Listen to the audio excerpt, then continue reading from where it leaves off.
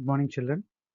So in today's class, we are going to learn about our modern history, modern Indian history, a little bit more. So where in previous chapter we have covered about the first war of independence, how for the first time Indians have shown their resentment against British or the East India Company. So after the East India Company, uh, after the 1857 revolt, the power has been shifted from East India Company to the British Parliament directly. So the British government took over the Indian affairs. So later, the Britishers, when the British Parliament took direct control of India, what was the state of affairs of India? How the nationalism got slowly built among people, and who were the main people behind this nationalism, and what did they exactly contributed, that we are going to study in this chapter called growth of nationalism. So it's a very important chapter, and so we are going to learn about how the nationalism is being built. How it has been built across India, how this feeling developed in people, who are the contributors, what they contributed. So these all details, let us start understanding one by one. So one of the most distinguishing features of second half of 19th century was the birth of national awakening in India.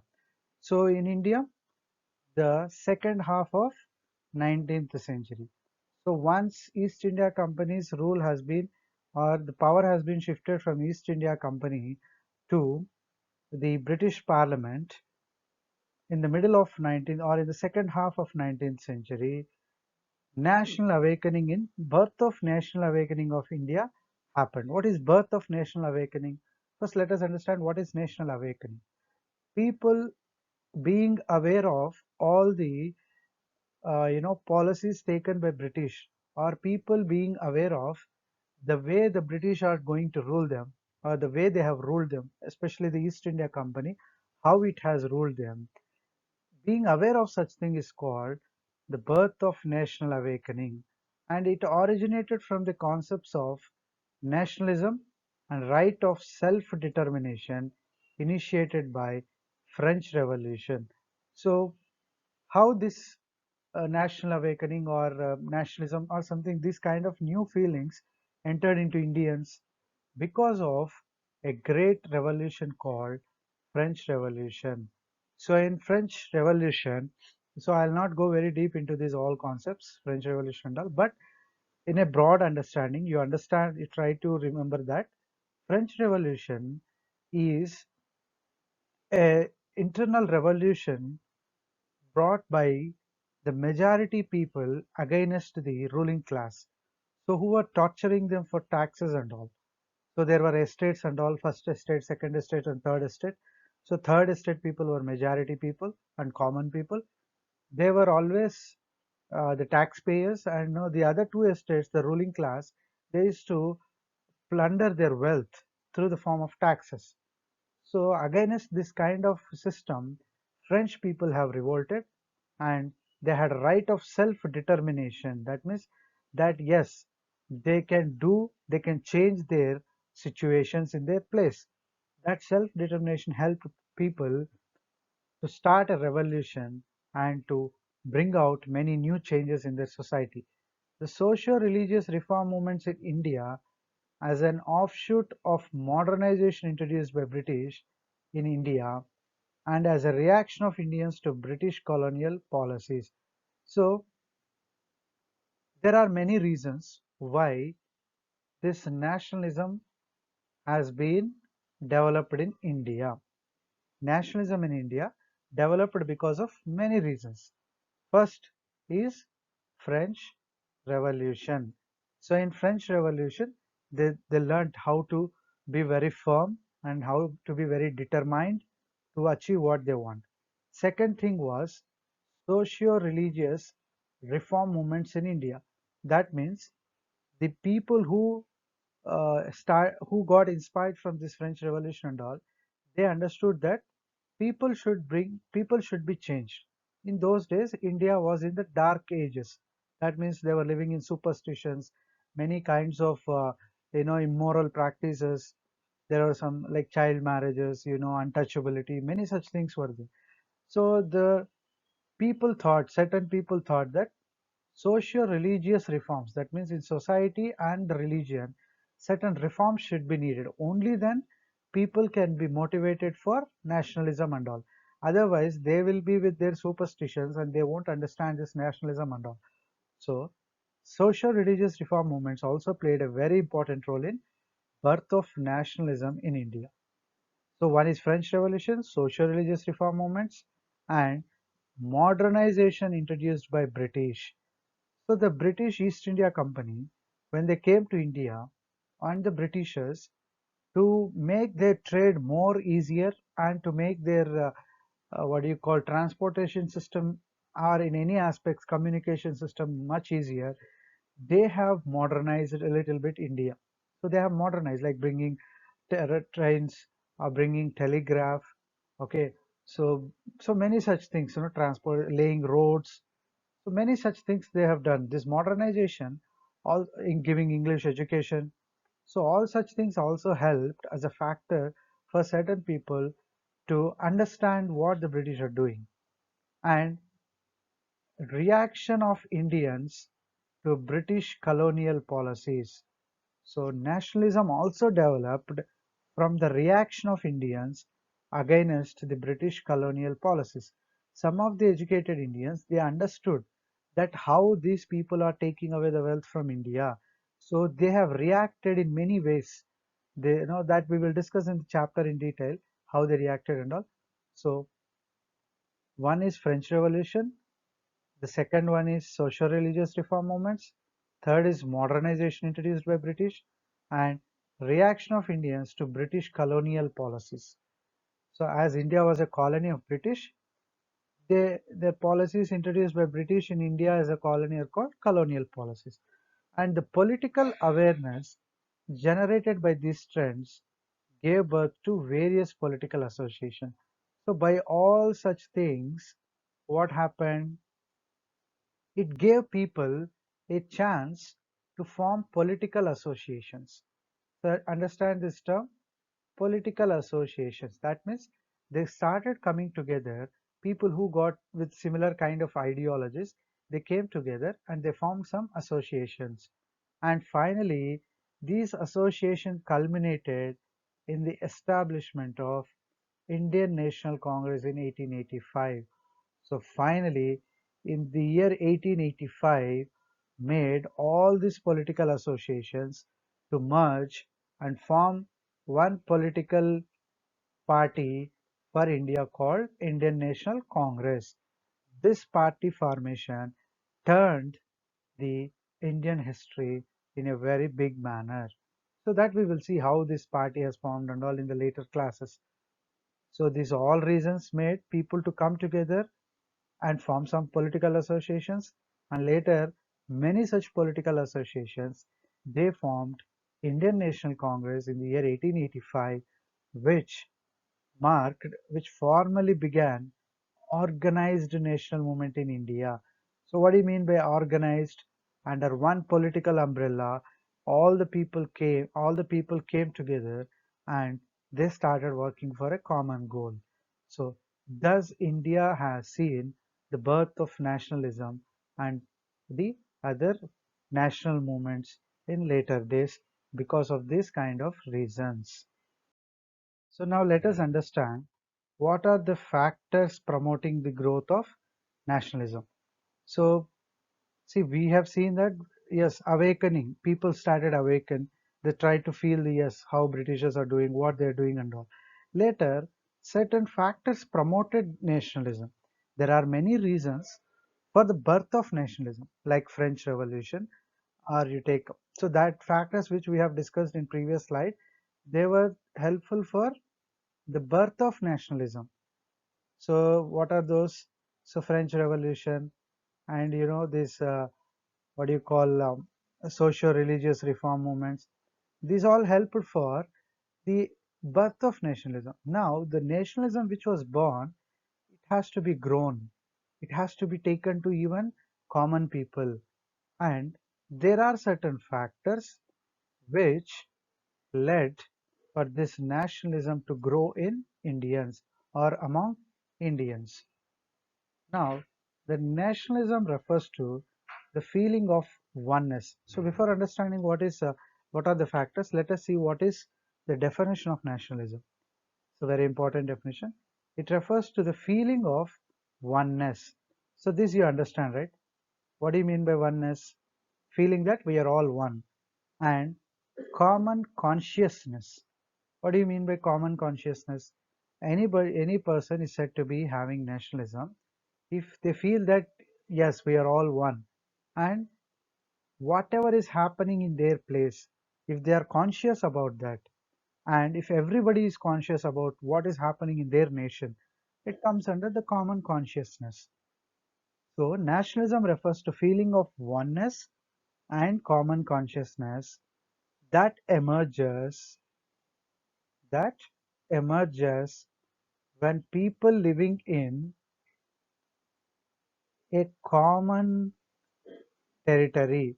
So first thing is this kind of oneness and consciousness will emerge, will be born where among people living in common territory. So we are all one and we know what is happening around us. This kind of feeling, if it arises among people who are living in a common territory, that means within a fixed boundary, all people must be living, and these people share must be also sharing same historical, political, and cultural background. So people who feels that they are all one and they know what is happening around them, if it arises, this kind of feelings arises that yes, we are all one and we know what is happening around us. If this happens among people who are living in a common territory, that means they are all living in a defined territory, and also if those people share same historically they all have similar experience, politically they were all ruled by same kings and rulers, and culturally same background. So what do you mean by cultural background? The intellectual society, how it was growing and all, that comes under their culture and other things. And if they all have same territory, historically, politically, and culturally same background, and must not be necessary, but they're also having, they might have similar language they might be speaking, they may have cultural values. So what is difference between culture and cultural values here? So culture refers to, the arts of the society, as well as the kind of what do you call their, so the cultural one as they call now, like similarly their intellectualism, how people are intellectual and all such things comes under their culture. And cultural values, so cultural values means the principles on which a community live, right? In society we live in communities, in that community we have certain principles, so they all come under cultural values. So if people share historically, politically, culturally same background, they speak same language, culturally they have values, and consider themselves as one nation, then it is called as nationalism. Such kind of reference is called nationalism. So you can see India, for example. So we share, all these people, we share common territory and boundary here. Of course, we speak many languages, so you can avoid that point. And still we are, even though we speak many languages, we are still one. And also politically we were ruled by, we were ruled by Mughals, we were ruled by some Islamic rulers. Many historically we share the same background. Culturally also we have great civilizations for us. So all those things can be traced for even India. So this is called nationalism. So though India had a long history going back to many centuries, it was never a one nation and comprised many kingdoms. So the thing is, before the arrival of British, Indians never had the feeling of oneness. So they were all divided into many small kingdoms. So look at the picture here. Before the 1857 revolt, or before the entry of British and all. So this was the time when Britishers entering India. See how many small kingdoms India got divided. So you can see lot of kingdoms here.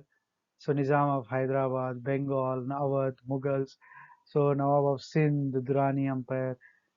This was how the situation of India at the time of arrival of Indians. They everybody were living on their own, consciousness. They were having their own territorial feeling. They never had the feeling of oneness of India. So this was the situation earlier. And there were times when vast portion of Indian subcontinent came under the rule of one empire, but the loyalty of people was towards particular king or kingdom. So what happened was, there was a time, you take Mughals, they unified almost India.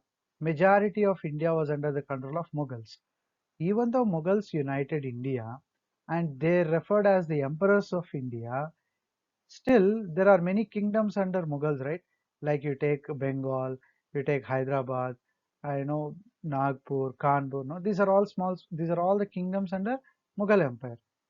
Even though they were all ruled by Mughals, suppose Bengal people, they always show loyalty to Nawab of Bengal, not to the emperor.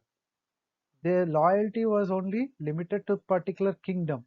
So all people of Awadh will be showing loyalty to Nawab of Awadh. So Durrani, many such. There was no feeling that we all are Indians. We must be loyal to the emperor. People never had that kind of feelings. They were having loyalty only towards their own kingdoms.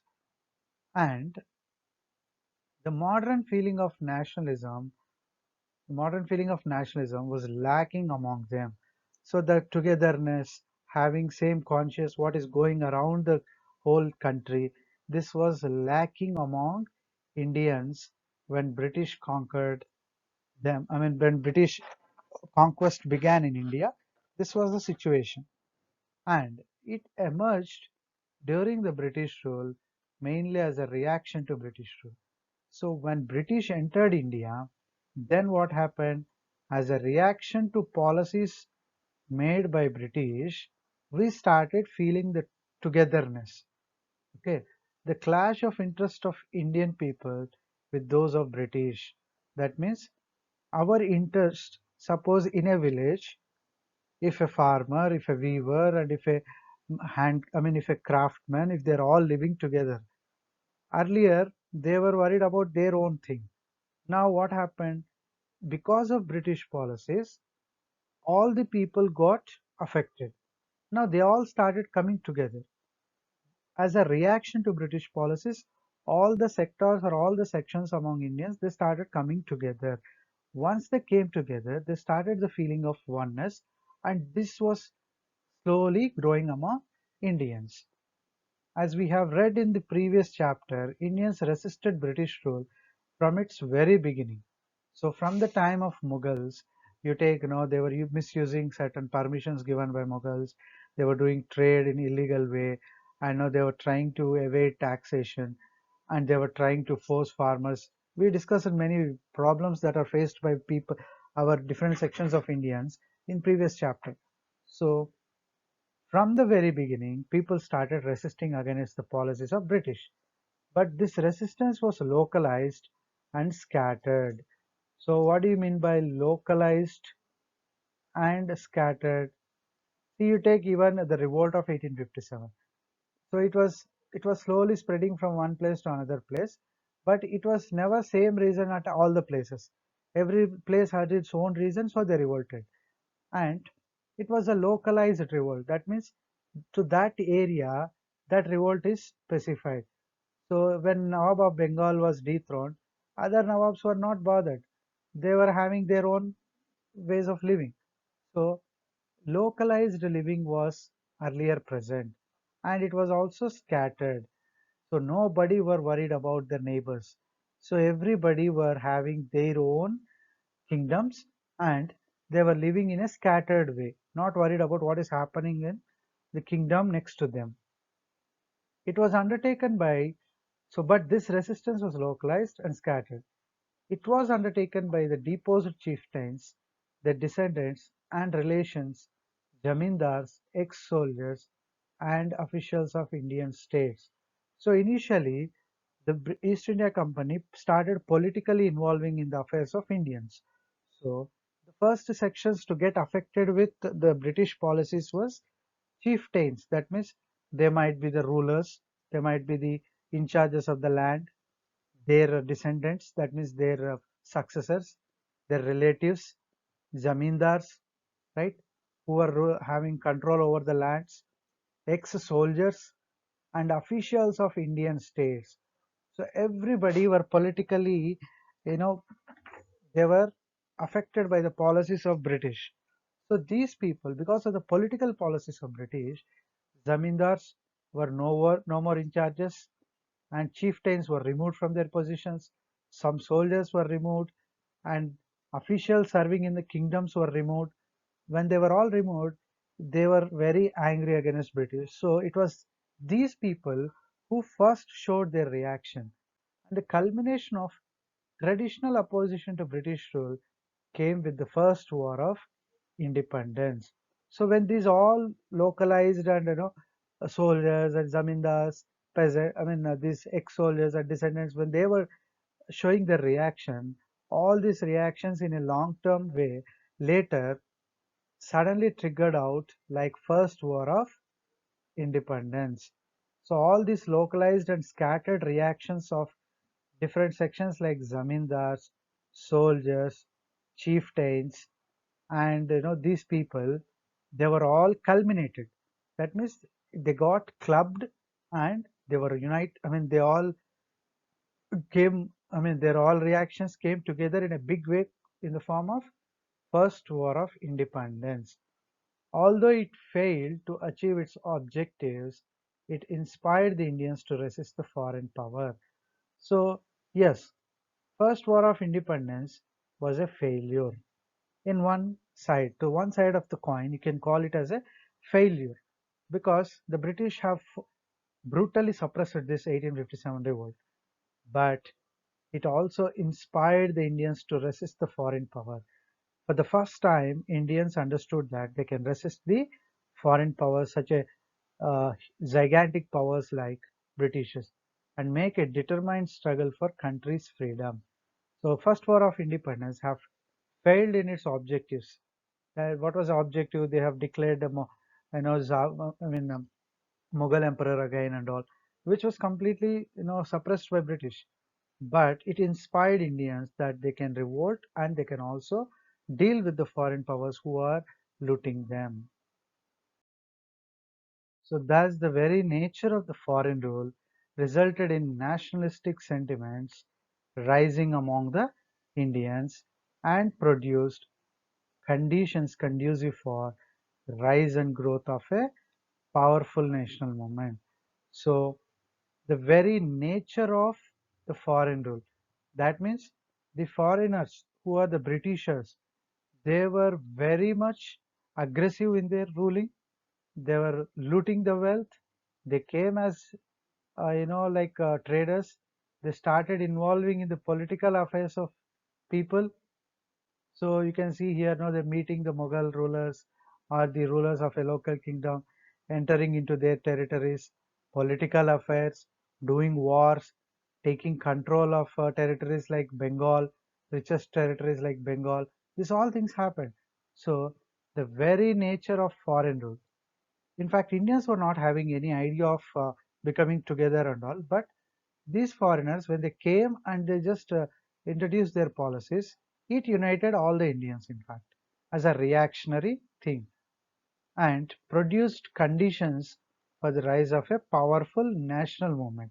So, when the policies made people to suffer, people reacted to it through a powerful national movement. And the second half of 19th century witnessed the emergence of national political consciousness and strong feeling of nationalism. So from the second half of 19th century, this nationalism feeling rose to the peaks. And to make this nationalism to grow, there were many factors that contributed to nationalism. So let us see what are those factors that contributed to nationalism. So if you look at the factors promoting nationalism, you should understand the impact of British rule on India. Because of their policies, there were many impacts. Because of, say, their impact was in education, their impact was on economy of the country, development, trade and industries were impacted, land was, which was a major source of income, was also got affected. They, through their policies, the British had a great impact or had a very strong impact on Indians in different areas like education and society and their culture, economically, development of the nation and trade and industries as well as land settlement. So let us see economical exploitation as a factor. How economical exploitation made nationalism to promote. See, economic exploitation was important in the growth of nationalism. How it was important? Indians realized that the general aim of British policies in India was to promote their own interest at the cost of welfare of Indians. So, when people of India understood that, see, you can see, in the picture here also, they were auctioning the lands of farmers. That we will discuss. See, economically, the British got benefited with India, okay, and at the cost of welfare of Indians. The money which should be used, the money which collected as taxes, which should be used for the welfare of Indians, generally it must be used for welfare of Indians. Okay, they collected taxes, fine, but it must be used for welfare of Indians. But what they did, their policies focused their own interests. All the taxes collected were used for their own interest to develop their own industries in England, and they forgot the welfare of Indians. The economic discontentment of different sections of society was as follows. So, economically, how society has seen a big uh, problem and how it promoted nationalism, that we will see. Let us understand the first category of economically exploited people, the peasants or the farmers. They were the main victims of British colonial policies.